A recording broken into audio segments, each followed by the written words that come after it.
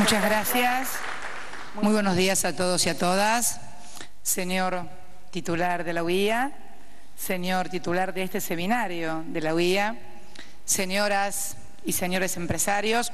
Bueno, en primer lugar quiero felicitarlos por el excelente corto, casi un cortometraje que hicieron ahí con El Péndulo, donde me obsequiaron con una de mis obras artísticas favoritas, de Ernesto de la Cárcova, Sin pan y sin trabajo, que se lo pedí al Museo de Bellas Artes para el Museo del Bicentenario, pero no me lo quisieron prestar, es uno de mis favoritos, y el excelente, por supuesto, siempre Antonio Berni, con Manifestación, que creo que marcan con exactitud desde el arte lo que ha sido la República Argentina y sus frustraciones.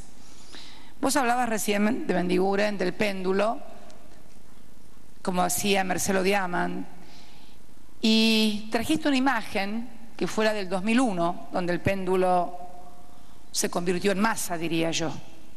Porque el péndulo siempre en Argentina, como lo indica, iba y venía, pero nunca llegaba a tocar para destruir. De algún modo luego se reacomodaba a través de alguna medida o barubaru, como suele decir algún secretario de mi gobierno, al que todos ustedes conocen y se lo habrán escuchado decir en múltiples oportunidades. Pero lo cierto es que en el año 2001 el péndulo se convirtió en una masa y arrasó con la Argentina, casi como esa masa que vimos todos hace unos días que tiró abajo el edificio de Bartolomé Mitre acá en Capital Federal. Por eso creo que la historia del péndulo no puede convertirse en la historia de la masa, que fue en el año 2001 cuando derrumbó gobiernos y tuvimos 5 presidentes en una semana. De esta Argentina que protagonizamos del año 2003 a la fecha, antes de ingresar en ella quiero hacerlo en un marco internacional, porque, a ver, no vivimos aislados, vivimos en un mundo, como recién indicaba de Mendiguren, sumamente interconectado, y el cuadro de situación global que hoy tiene el mundo es complejo, difícil y por momentos asusta a algunos. No aquellos que creemos que el problema radica esencialmente en que se están tratando de aplicar viejas ideas para resolver nuevos problemas. Hace pocos días, de Mendiguren y otros integrantes de la Unión Industrial Argentina me acompañaron a clausurar el seminario del B20 que agrupaba a los empresarios del G20. Y allí hablé de la situación de un mundo donde su producto global hoy, es decir, lo que ustedes producen, sea en producción o en servicios, está casi cuadruplicado en stock financiero. Esto es el spread entre lo que se produce y los recursos financieros es de 1980 a la fecha casi 3 veces y media. Por eso utilicé el término de anarcocapitalismo financiero. Es imposible porque en definitiva el dinero se ha hecho como bien fungible para adquirir bienes o servicios. Si yo tengo más dinero que los bienes y los servicios que produzco, más tarde o más temprano la crisis viene y el mundo implosiona. Esa es una de las causas y de las cosas que está pasando en el mundo de hoy. Más tarde, en el recinto donde nos reunimos los mandatarios del G20, al cual obviamente ingresamos nosotros únicamente y no lo pudieron ver, la reunión era presidida por un finísimo cartel, como solamente lo pueden hacer los franceses, con ese gusto que los ha distinguido en toda su historia, que decía G20 Cannes, nuevo mundo, nuevas ideas. Lo del nuevo mundo me pareció acertado. Ahora, nuevas ideas no escuché ninguna, ni adentro ni afuera. Y yo creo que este es otro de los problemas que está atravesando el mundo en esta etapa histórica. Porque el mundo no hay que verlo únicamente como una fotografía de lo que nos sucede hoy. El mundo hay que verlo como una película que empezó hace mucho tiempo, para poder interpretarlo y decodificarlo. Para eso nos sirve la historia. No para recordar lo que hicieron otros, sino para interpretar lo que nos está pasando y lo que nos puede llegar a pasar. Y si uno observa las grandes transformaciones económicas, que son sociales finalmente, epilogaron con una formulación teórica de ese mundo que cambiaba cuando cayó la monarquía en Francia y surgió la burguesía. A partir de allí surgieron las ideas liberales, surgió el capitalismo, pero primero estuvo el hecho social, histórico y político, y luego el marco teórico de donde se explicaba y se extraían los marcos de solución, de negociación y la ruta por donde seguir, aparte de ese marco teórico y esa decodificación. Lo mismo podríamos decir cuando surge con mucha fuerza el capitalismo y, como suele suceder en toda la historia, a cada acción surge una reacción y surge definitivamente a través del marxismo o lo que fue el comunismo, en ese mundo bipolar que atravesamos en toda la segunda mitad del siglo XX. Pero hubo también un hecho que fue una explotación inhumana que hacía trabajar a pequeños, a mujeres, en condiciones que todos vimos en documentales, en películas, que surgió precisamente la otra idea que le dio un marco teórico a cómo se salía de eso y que también fracasó cuando se cayó el muro de Berlín. Esto está claro, ¿no? Creo que también fracasó y creo que ese triunfo del capitalismo por sobre el comunismo no fue debidamente interpretado por quienes tenían responsabilidades de liderazgos históricos, institucionales y sociales. La gente quería vivir mejor y con libertad, pero también con garantías, seguridades, con equidad y con justicia, cosa que a partir de lo que parecía una hegemonía global eterna y bajo la luz del consenso de Washington y las políticas neoliberales, bueno, ya conocemos cómo se arrasó América Latina. Me encantó la intervención, ustedes no la pudieron escuchar ni nadie porque fue interna, de la presidenta del Brasil, Dilma Rousseff, que realmente me emocionó porque explicó lo que había sido para América Latina, para Brasil, dijo más concretamente, y para Argentina, las políticas del Fondo Monetario Internacional. En Brasil habían significado 20 años de devaluaciones permanentes y desastres permanentes, y en Argentina había eclosionado en el año 2001, algo que impactó fuertemente también esta intervención al señor presidente de los Estados Unidos, porque realmente fue una intervención brillante que tuvo la presidenta de la República Federativa del Brasil. Y entonces lo que sucede es que este mundo nuevo que describía recién de Mendiguren, este mundo de lo que algunos creyeron la primavera árabe, y nos estamos dando cuenta que parece ser, y tal cual lo había dicho yo, no era primavera, acaba de caer el gobierno que se conformó hace poco tiempo, y las primeras elecciones libres que se hicieron en Túnez fueron ganadas por los islamistas moderados, con lo cual creo que estamos ante un problema de liderazgo internacional que no acaba de entender que hay un nuevo mundo, que hay porciones importantes de la sociedad global que no quieren vivir de la misma manera o con las mismas costumbres que vivimos en Occidente, y que a nosotros nos gustan, por supuesto, pero que no tienen por qué gustarle al resto del mundo.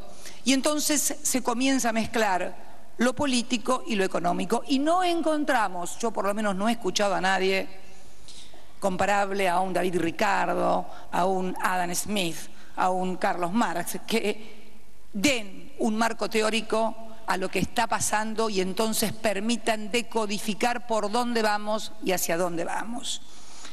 Este es el marco de situación que tenemos.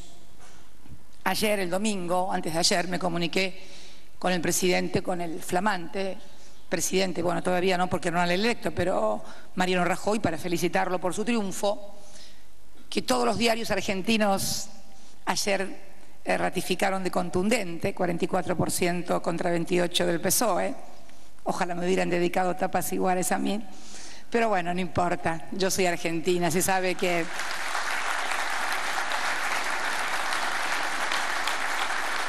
Pero bueno, uno no tiene que ser envidiosa.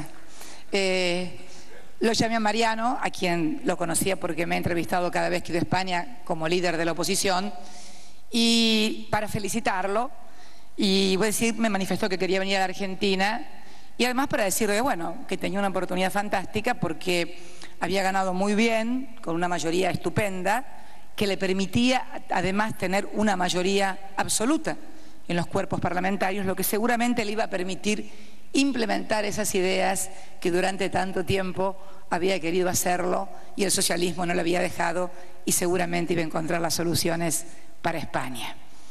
Nos despertamos el lunes y hoy con 2 sopapos a las nuevas autoridades electas, con esa notable diferencia de votos por los mercados. Por lo cual, y tal cual lo manifesté en el B20, los políticos vamos a tener que decidir, yo por lo menos ya he tomado la decisión hace rato, de respetar a los mercados, pero saber que los que gobiernan son los que son elegidos por el voto popular. Esto lo tengo muy claro.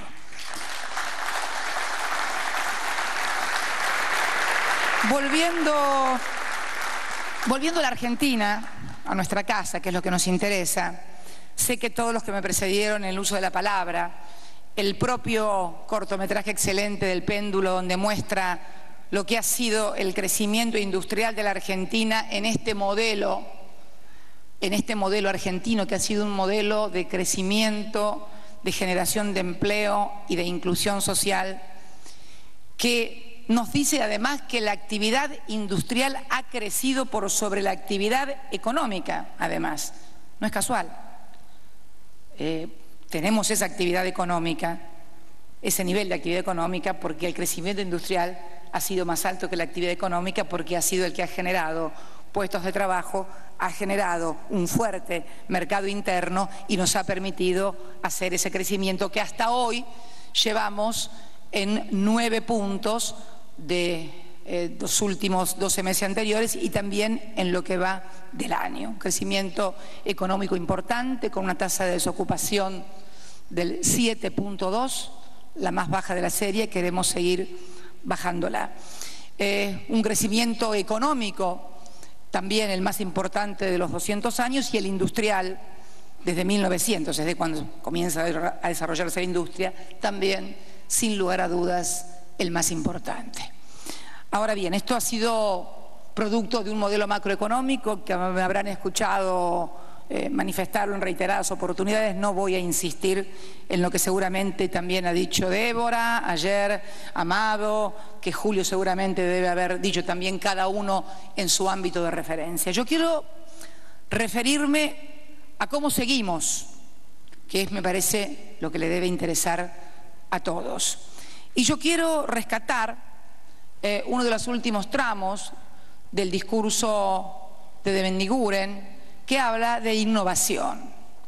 Normalmente cuando me han escuchado hablar a mí de innovación me he referido a la parte tecnológica. Tampoco voy a insistir, saben lo que esta presidenta, este gobierno y el anterior presidente pensábamos de la ciencia, de la tecnología, de la innovación, lo que hemos invertido, lo que hemos hecho, los científicos repatriados. No voy a cansarlos con las cifras y con los comportamientos que ustedes conocen y que además yo lo traduzco en una imagen y en un lugar, Tecnópolis, que es el lugar que yo quiero que defina a la Argentina que va a empezar este tercer centenario. Sabemos que lo que nos va a dar el salto cualitativo va a ser cuánto seamos capaces de hacer innovación tecnológica y científica. La anécdota de Ford, te la podía también trasladar a Bill Gates, hasta que Bill Gates apareció. O sea, no pasaba nada, y mira vos lo que pasa hoy. En realidad es ahí donde se invierte y entonces la oferta genera demanda, al revés de todo otro momento económico donde primero tiene que estar la demanda para que los empresarios inviertan. Esto también es otra verdad que no podemos ignorar. Digo entonces, ¿Cómo viene esta etapa? Yo la definiría, vos la definiste, Mendiguren, en la UIA la definió como la etapa del desarrollo. Me parece una buena, pero yo quiero ir un poquito más profundo. Yo quiero definirla como la etapa de la sintonía fina. ¿Por qué de la sintonía fina? Porque hasta ahora hemos hablado de industrias. Normalmente cada vez que nos encontramos hacemos una referencia a pequeñas y medianas industrias, pero en realidad vamos a tener que comenzar a precisar y a estudiar a cada uno de los sectores bajo un tema central en esta etapa que viene, que es la competitividad de la economía argentina. Competitividad que solamente es sustentable con inclusión social.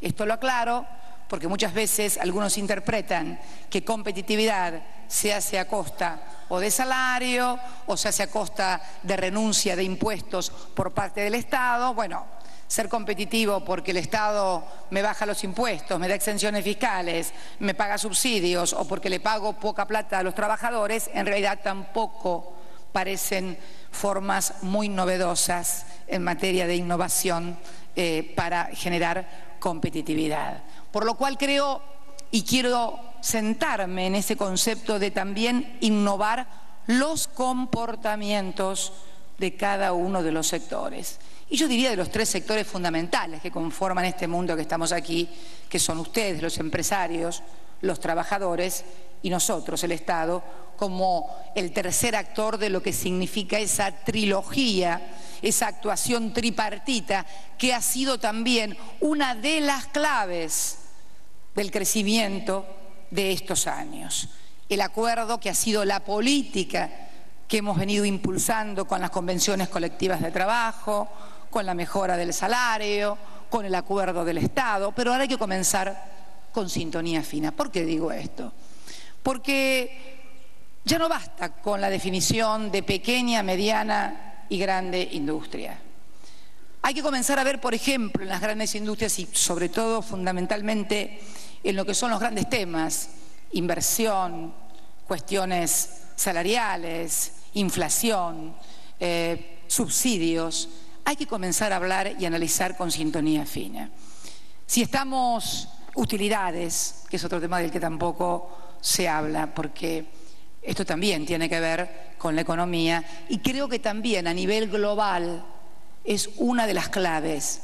Se intenta la fórmula de no tocar utilidades o preservar utilidades, fundamentalmente de lo que hace el sector financiero, y que la crisis la paguen los que menos tienen. La fórmula de que la crisis se la quieran hacer pagar a lo que los menos tienen, terminan como terminó la Argentina en el año 2001, con la masa pegándole a la pared, no ya el péndulo. Nosotros lo probamos. ¿Qué quiero decir con esto entonces? Grandes empresas que tendremos que comenzar a definir. Yo quiero definirlo para que ustedes me entiendan. Por ejemplo, en esta semana me tocó estar en General Motors, en Rosario, una de las mejores 5 plantas de General Motors. Me voy a referir al sector automotriz, un sector muy importante. ¿Por qué? No solamente porque genera gran mano de obra intensiva y altamente calificada, sino porque además no es monopólica. Es una actividad donde tienen una fuerte competencia. Es más, compiten permanentemente sacando nuevos modelos. Estuve en Peugeot en 3 de febrero, el día jueves, donde presentaron su 7º modelo de auto en estos últimos 8 años. Estuve ayer en Ford Motors Argentina, donde inauguraban la fábrica de motores que habían cerrado en el año 1995 y la inauguraban como plataforma global para toda Ford Motors Argentina en los autos que estaban produciendo, inclusive con autopartes, y prometiendo alcanzar a partir de este desarrollo con autopartistas pegados a su fábrica el 40% de integración. Con ellos también estamos hablando sobre la balanza comercial para poder equilibrarla durante el año que viene. Y lo pongo porque son grandes empresas que al mismo tiempo generan un desarrollo fundamental de otras pequeñas y medianas empresas como son el sector autopartista. Pero también podemos hablar, y ellos en su gran mayoría además han reinvertido las utilidades totalmente en la República Argentina. Aprovecho para pasar un aviso frente a tanta cosa que se publica y se dice de modificación, de promoción, de ley, de inversiones y cosas extrañas que no se va a permitir por ley remitir ganancias. Yo creo que ofenden la inteligencia de los argentinos. A mí no me preocupa la gente que lanza estas cosas, que lo hace como han lanzado toda clase de rumores en las últimas semanas de los más disparatados. Realmente no me preocupan porque sé los intereses que representan. A mí lo que más me preocupa son los tontos que pueden creer cosas como estas luego de 8 años y medio que lleva este gobierno. Estas son las cosas que me preocupan, porque, como decía Perón, los malos pueden volverse buenos, pero los tontos inteligentes es una tarea mucho más difícil e ímproba. Entonces, yo les pido a todos que miren lo que hemos hecho, cuál ha sido el comportamiento de nuestro gobierno desde el año 2003 a la fecha ante cada crisis, porque no hemos tenido una sola corrida, vamos por la cuarta o por la quinta, y cuando teníamos muchísimas menos reservas, para hacer mención concreta a algunas cosas. Así que creo que todos deberían comprender hacia dónde vamos. Pero me refería, por ejemplo, al tema de reinversión de utilidades en industrias precisamente que además son grandes industrias, grandes empresas, que además son filiales extranjeras también, podrían hacer su remesa de utilidades a su casa matriz y sin embargo han optado en seguir hundiendo aquí su dinero y en seguir invirtiendo para mayor tecnología e innovación. Podemos hablar de alguna otra gran empresa, no voy a hacer nombre de nadie, porque mi interés no es discutir ni pelear con nadie. Yo solamente quiero que entendamos las cosas que tenemos que hacer si queremos que este crecimiento siga adelante. Y podemos hablar de alguna otra gran empresa, no importa cuál, que teniendo utilidades muy importantes, de las cuales una parte importante son los subsidios en materia de energía eléctrica y de gas, que no lo hemos tocado, por tratarse de una empresa de insumos difundidos, es decir, que impacta y afecta al conjunto de la economía. Pero estas son las cosas que vamos a tener que ponernos a sentar a discutir y hablar, para hablar de inversión, para hablar de inflación, para hablar, en fin, de todas las cosas que tenemos que hablar muy en serio. Y yo estoy dispuesta, como está dispuesto todo mi equipo y como lo ha estado siempre, a que abordemos todos y cada uno de estos problemas. No hay que enojarse, no hay que pelearse, pero por sobre todas las cosas no hay que hablarse por los diarios. Cuando uno quiere solucionar las cosas, lo que hay que hacer es tomar un teléfono o ir hasta la oficina del funcionario y hablar con ese funcionario. Nunca vi que nadie solucionara nada por los diarios, al contrario, por los diarios siempre las cosas se complican y más, y no revelan, por cierto, un ánimo de solución.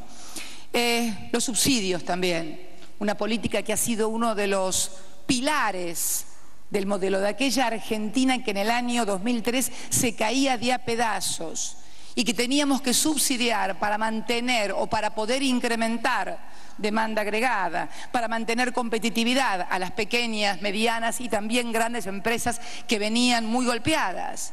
Pero siguiendo, por ejemplo, con esto de la inversión, esta empresa que en el año 2008 obtiene un 31% de utilidades, en el año 2010 un 31% más que en el 2008, sin embargo invirtió en el 2010 un 35% menos que en el 2008. ¿Qué es lo que quiero decir con esto? Que nosotros tenemos que saber que para mantener el modelo tenemos que seguir reinvirtiendo para poder seguir ampliando nuestra capacidad productiva, no solamente para este fuerte mercado interno que fue el que nos permitió sortear la crisis del año 2009, sino el que nos va a permitir, a través también de un proceso de integración generoso entre los países del Mercosur tener un potente mercado intrazona América del Sur. De allí van a venir las soluciones y no de ninguna otra parte. Tocando también un tema, inversión también, que el Estado, por cierto, ha incentivado a través de un Banco Nación que hoy debe constituir, me atrevo a decir, no lo veo Juan Carlos Fábregas, pero por ahí debe estar, ahí está, ahí lo veo, decime cimiento, un 30% de la economía real. ¿Estamos bien si decimos un 30% de la economía real? Y a través, por ejemplo, del programa del Bicentenario, financiamiento productivo. Pero bueno, cuando el Vasco hablaba de innovar comportamientos, por allí cuando en estos últimos días se producen algunos acontecimientos y comenzamos a cruzar la información de los créditos que habíamos otorgado en el Bicentenario, encontramos que algunas empresas grandes, de servicios, de producción, no importa tampoco cuál, habían comprado igual cantidad de dólares o más de la que nosotros le habíamos prestado en peso a tasa negativa. Digo, el péndulo me parece que lo debemos controlar entre todos, sobre todo entre los que más pueden mover la economía, que no son miles ni millones, son muy pocos. Creo que es hora que hablemos con sinceramiento, sin enojarnos. Ya aprendí a no enojarme, ya nada me enoja. Después de lo de él no me enoja más nada, nada más que lo de él me enojó, pero bueno, ya está.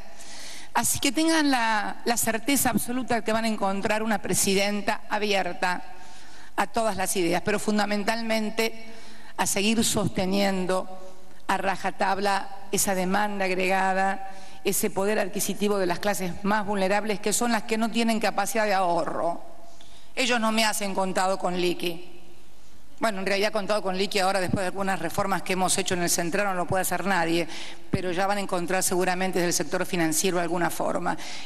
También estaremos atrás de ello. No son los jubilados de la mínima los que me remesan o atesoran en billete o utilidades en portafolio o cambian de portafolio. Entonces, yo creo que tenemos que ser todos muy sinceros. Es cierto, vivimos en una economía bimonetaria, pero la verdad que lo bueno sería, como hace Brasil y como hace cualquier país del mundo, vivir en la economía nuestra. Les reconozco algo. Esta idea de la cultura bimonetaria tiene también una raíz histórica. Desde el año 1930 aproximadamente a la fecha, nuestra moneda ha perdido 13 ceros. ¿Escuchás, Vasco? 13 ceros. 13 ceros perdió nuestra moneda. Esos 13 ceros cimentan la desconfianza de los argentinos y bueno, es la obligación de todos de revertir esta historia, porque yo no creo que nos haya caído la oportunidad, ni que tengamos una oportunidad. Yo creo que nosotros, los argentinos, hemos creado la oportunidad en estos 8 años con un modelo virtuoso e industrial de generación de empleo para poder salir adelante como lo hemos hecho. Por eso digo la etapa de la sintonía fina. Por eso quiero hablarle también a los empresarios del tema de las utilidades. ¿Qué empresario no quiere tener utilidades? Todos queremos ganar plata. Lo que vamos a tener que medir en este mundo es una utilidad que tenga un estándar más o menos internacional, pero lo cierto es que las utilidades de las empresas argentinas están todas por arriba de los estándares internacionales en materia de utilidad. No me molesta, les reitero, no me molesta en tanto y en cuanto esa utilidad por encima de estándares internacionales nos provoque situaciones como las que viven en Europa o en Estados Unidos, de un fuerte endeudamiento del resto de la sociedad, porque vamos, el dinero que no está acá se va para allá. y entonces hay que explicar parte del formidable endeudamiento de las economías públicas y de las economías familiares precisamente en estas cosas. Afortunadamente, una de las lacras más importantes que nosotros tuvimos en toda nuestra historia, que fue la deuda externa y el peso de la deuda externa, hoy el peso de la deuda es mínimo prácticamente. Permítanme que encuentre el papel que en algún lado tiene que estar, y aquí está para decirlo con todas las letras. Disminución de la deuda externa total, pública, privada, en relación al Producto Bruto al 32.2%. 32.2%. Yo creo que de la Baring-Brade para acá no se reconoce una relación entre PBI similar. La deuda pública en moneda extranjera se redujo al 27,5% del PBI. O sea, nuestro endeudamiento público en moneda extranjera, esto es dólar, moneda de reserva, moneda de emisión, 27,5% del PBI. Era el 106 en el 2003. Y se estima que a fin de año la proporción de la deuda pública en moneda extranjera que estará en manos del sector privado será solo el 8,7% del PIB. El otro está dentro del sector público en distintas instituciones. Esto no es una cuestión menor. Si a esto sumamos las reservas, si a esto sumamos un superávit comercial, porque no sé si te lo habrá explicado Mercedes, Marco del Pont, cuando estuvo ayer, pero si uno ve como una línea, imaginen una línea recta, horizontal, donde la parte de arriba es depreciación de la moneda y la parte de abajo es revaluación de la moneda. Y si observamos el ciclo entre el año 2007 y 2011 respecto de los otros países de la región, Brasil, Chile, Perú, Colombia, México inclusive, vamos a ver serrucho. Están así. ¿Por qué el efecto serrucho? Que se revalúan, se devalúan, se revalúan, se devalúan.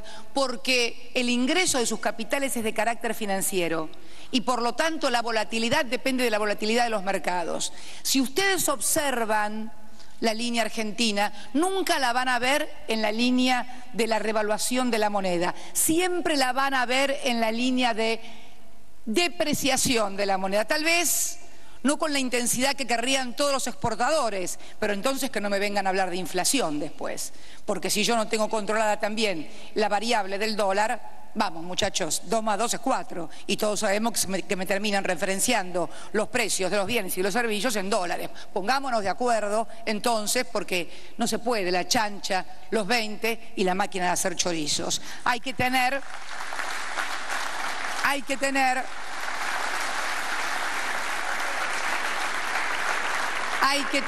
un adecuado timing de cómo se manejan cada una de estas variables, porque también quiero aclararles.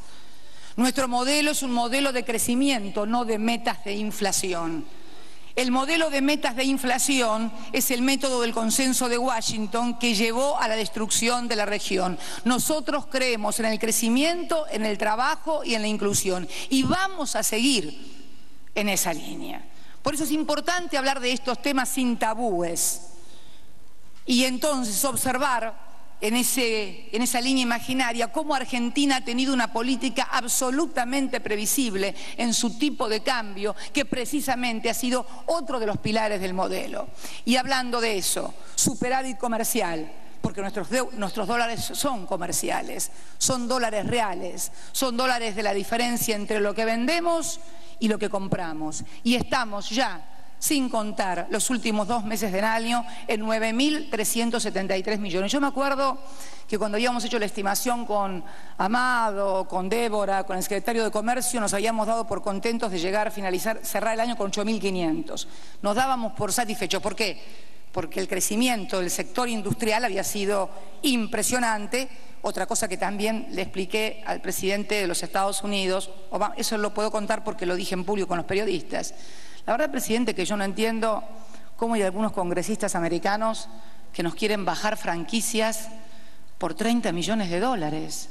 cuando el superávit, el déficit comercial de Argentina, o sea, el superávit comercial de Estados Unidos en la balanza bilateral comercial, es de más de 4.000 millones de dólares. Fíjense ustedes, por eso digo el tema de las incorrectas lecturas y de las viejas recetas. Cuando Argentina estaba en crisis, en el año 2003, nosotros teníamos superávit comercial con Estados Unidos, 1.126 millones de dólares, que se mantuvo con poco más, con poco menos, se iba a medida que iba pasando cada año, lo íbamos reduciendo. Y en el año 2006, después de la reestructuración de la deuda, donde se lanza con fuerza la reindustrialización del país, es allí donde comienza a ser superavitaria la balanza de los Estados Unidos. ¿Por qué? Porque nos venden valor agregado, nos venden las maquinarias y los fierros que todavía no construimos en la Argentina porque tenemos un proceso de desindustrialización de décadas y ellos tuvieron la suerte de tener un proceso de industrialización desde la Guerra de Secesión para adelante. Bueno, nosotros perdimos en Casero, ellos ganaron en la Guerra de Secesión y por eso fueron la potencia industrial más fuerte del mundo. No hay misterios para esto, la historia lo explica claramente. Entonces digo, ¿cómo puede ser que un país que le está comprando a ese país valor agregado por más de 4.000, no más de 4, mucho más, el déficit son los 4.000 millones de dólares, no nos dejen entrar unos limones o carne? Limones, que somos los primeros productores mundiales de limones, le vendemos los limones a Coca-Cola y me dicen que tenemos barreras fitosanitarias por los limones nuestros. Se sonrió el presidente cuando le dije eso. Se ve que entendió, afortunadamente, porque realmente, ¿qué va a pasar si nos sacan las franquicias por 30 millones de dólares? Y van a venir los señores afectados por los 30 millones de dólares y me dicen, señora, ¿por qué no le compra en lugar de comprarle esto, se lo compra a los rusos, a los alemanes, a los franceses, que además deben estar digamos, de sale, por así decirlo, porque hoy comprar maquinaria, todo usted lo sabe, es sale en todas partes. Entonces, realmente, esto significa que muchas veces no se entiende, no se ve y no se puede ver, no es una cuestión de buenos y de malos. Ya aprendí hace mucho tiempo que en economía y en política no hay buenos y malos, hay, nada más. Y entonces este fuerte, y volviendo al superávit comercial, que también ha sido uno de los pilares y que sostenemos a rajatabla, y por eso la política de administración de comercio, porque señores, también quiero notificarles que el mundo ha pasado a una etapa de administración de comercio y, si se me permite, de bilateralización de las relaciones comerciales, algo que también todos deben advertir con claridad. Y nosotros aquí en la América del Sur tenemos la posibilidad de ir a la inversa en la región con comercio intrazona, porque tenemos lo que quiere todo el mundo: energía, alimentos y la capacidad suficiente para transformarles y darles valor agregado. También con la administración lógica de que muchas cosas que vendemos se las estamos vendiendo a los que también venden cuestiones que quieren colocarlos acá. Por eso es muy fina la sintonía que hay que hacer.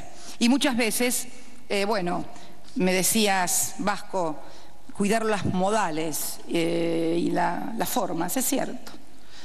Pero muchas veces, sobre todo no en el mundo exterior, y también en el mundo exterior, aquí, también es un poco la fuerza lo que define las cosas. No seamos ingenuos. Sonrisitas, está bien, pero mucha fuerza y mucha firmeza.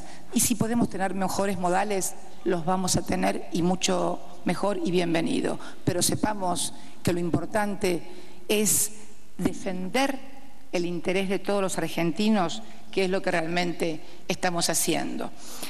La otra cuestión, que es también una cuestión que desvela permanentemente al sector empresarial, en conversaciones o manifestaciones, y que hace la competitividad de la economía y que también hace a la inclusión social, es el tema del otro actor, porque hasta ahora estuve hablando de los empresarios y del sector empresario, del otro gran actor de esta película, que son los trabajadores y sus dirigentes sindicales. Sé que estuvo hablando aquí no sé si hace un rato, no sé si está el compañero secretario general de la CGT, ¿no? ¿Se fue? Bueno, pero seguramente les debe haber hablado de la ley de distribución de ganancias, por lo menos yo lo leo todos los días en los diarios y lo leo con mensajes hacia el Ejecutivo y hacia los dirigentes del Ejecutivo, así que calculo que les debe haber hablado a ustedes también, porque son ustedes los que tienen que pagar las ganancias, en todo caso distribuirlas, así que descuento que lo debe haber hecho. Si no lo hizo, se los voy a decir yo lo que opino acerca de esta cuestión. Si la economía pudiera regirse por leyes sancionadas por el Parlamento, miren, ni tendríamos necesidad de tener una UIA, ni necesidad de tener una CGT, ni un montón de cosas. La economía realmente se rige por otras leyes, pero fundamentalmente el modelo, este modelo, se ha regido por algo que ha sido muy virtuoso, que ha sido el acuerdo entre los trabajadores y los empresarios en convenciones colectivas que implican no solamente cuestiones salariales, sino también condiciones laborales que también tienen un fuerte impacto económico, porque algunos miden únicamente salario, pero determinadas condiciones laborales también implican un determinado costo al sector empresario que debe ser merituado en el marco de lo que es la administración de una empresa. Yo sinceramente creo que aquellas empresas, aquellos empresarios, de hecho ya hay empresas que lo están haciendo, que han acordado con sus trabajadores distribuir las utilidades, me parece muy bien y estoy muy de acuerdo porque yo creo que los trabajadores que participan en las utilidades de la empresa defienden más a la empresa, se ponen la camiseta, creo que es muy bueno, pero es una cosa que tienen que decidir entre los empresarios y los trabajadores. No la puede imponer el Estado por la fuerza a través del Parlamento o imposible hacerlo en otro ámbito que no sea el Parlamento, por otra parte. Entonces creo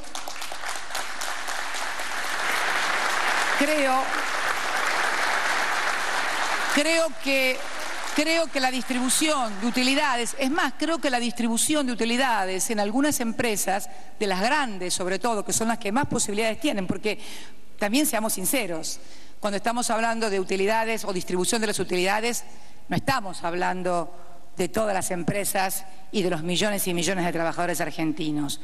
Estamos hablando de aquellos que tienen la suerte de trabajar en empresas que pueden tener por su actividad, aunque no tengan gran volumen de empleados, o por la magnitud y el volumen de la empresa, la posibilidad de distribuir. Pero esto no es aplicable a todos los trabajadores. ¿Cuántos se podrían ver beneficiados? Y la otra cuestión que se debería resolver es cuando la empresa tiene pérdidas porque hay una crisis o algún problema, ¿qué es lo que hacemos con eso? Por eso creo que son cosas que tienen que acordarlas como lo han hecho hasta ahora entre los trabajadores y el sector empresario. Pero creo que es un método que debe ser analizado en ese ámbito. Y también, hablando de la cuestión, es importante también señalar la necesidad de defender las conquistas laborales. Esta presidenta, antes de ser presidenta, fue legisladora nacional.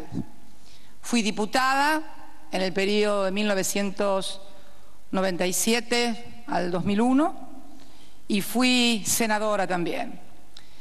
Y con motivo de la ley de flexibilización laboral del doctor Herman González, entonces creo que ministro de Trabajo, si mal no recuerdo, esta persona que era diputada, junto con los otros 3 diputados de la provincia de Santa Cruz y uno más de Entre Ríos, que estábamos todos en el bloque oficialista, pero éramos una suerte de subbloque, durante un mes estuvimos sin dar quórum para la flexibilización laboral aquella oportunidad. Creo que fue año 1998, si mal no recuerdo.